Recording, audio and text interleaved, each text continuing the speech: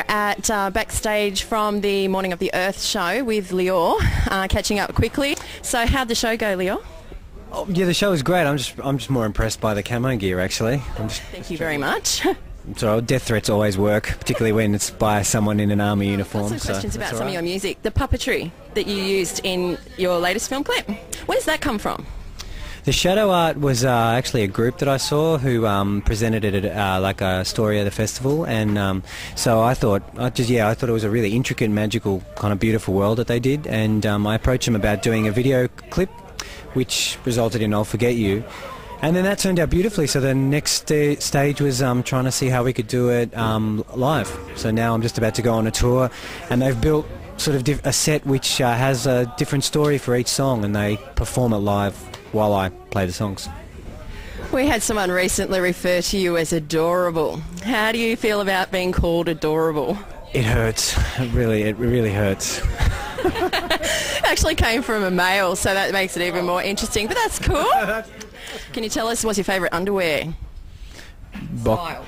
Boxer shorts. Boxer shorts. She asked me to ask you this evening about a Neighbours song, a song of yours that was used as a track. How'd that come about?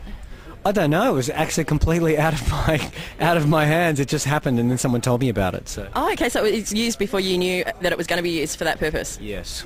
Oh, how's that happen? Oh no, I think they need to sort of get permission, but all that stuff is done from a publisher, and I didn't know it was going to happen, and then someone told me. But cool. So did you get that, guys? We've got to liaise with the publisher. We'll get some Lior tracks on the website. Just talk to my publisher. Yeah. So do you have a girlfriend, wife? I've got a wife. Kids? A little boy and a little girl, 3 and 5. Oh, so he's off the market with children, but he does sing love songs. How would you define your songs? Yeah, well, I guess This Old Love does, but yeah, I think I don't think the majority of songs on the first and second album. Well, you know what? I think they're more about relationship exploration rather than kind of love. Like particularly, the second album really traverses through, a lot of facets of relationships and a lot of light and dark territory as well. I think This Old Love is a song that sort of got the most public life, so I think that's why people think that I write love songs all the time. So when you go home and you kick back, what do you listen to?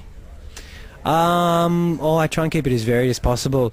Essentially, I'm a bit of a child of the 70s in terms of music. Like just that era resonates for me strongly. So I listen to a lot of contemporary stuff, but I always end up going back to, Led Zeppelin and The Doors, and that sort of music really resonates with me the most. Can you tell us your most embarrassing stage moment? One of the most embarrassing moments was actually after a show when I went backstage and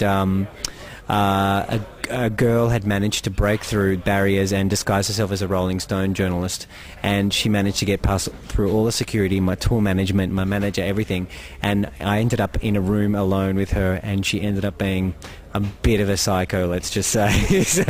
And it was pretty awkward, but luckily it was done in the private confines of a room rather than in public. Okay, so the camo wear didn't put you off this evening. Well, if only she had worn camo wear, I would have known to just get the hell out of there. Okay, have you got any questions for us then? Something you'd like to know about us? Yeah, what are you doing in camo wear?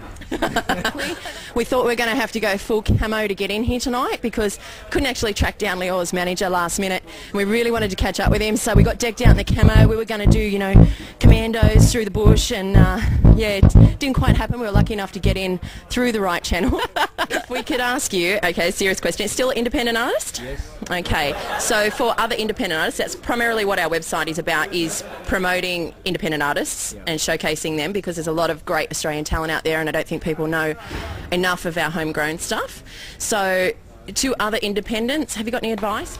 That's always a hard one, because I think particularly when you're independent, you sort of create your own story, rather than there being a sort of structure that you go through.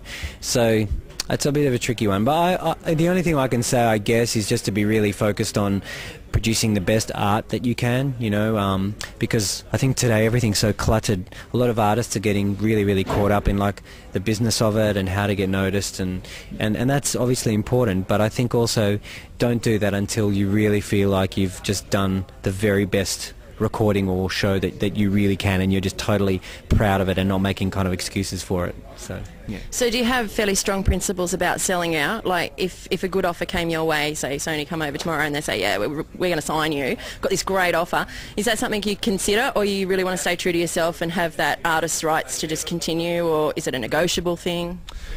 Well, you know, shortly after Autumn Flow came out and it did well, I did get a lot of good offers, but which I didn't take, but just because personally for me it was working. But I also don't say that the independent way is the right way and the record label way is the wrong way. It just depends on the deal, and it depends what you're offered, and everyone has the road that works for them. So I just think it's important to just do something that you're comfortable with in your gut, and if you're kind of just going, oh, I don't know about this, then maybe it's best to seek another way. Have you got a hidden talent? I'm not a bad football player. You know, like full-on football, tackle? Soccer, football in the European sense. I grew up in Israel, and, it was just like full, Mediterranean kind of soccer culture. So, yeah, I'm not bad player. All right. Can I ask you one final favour? We try to get some of the artists that we interview, we either try to have a drink with them or ask if they will sing the words or our website, Live2U.com. Do you reckon you could give that a go for us? Yeah, sure. I can... I'll do it in a crooner kind of way. Are you zooming in right now? This would be a time to zoom in. Live2U.com. Yeah. That was our interview with Lior, so thanks for tuning in. Thanks, Lior.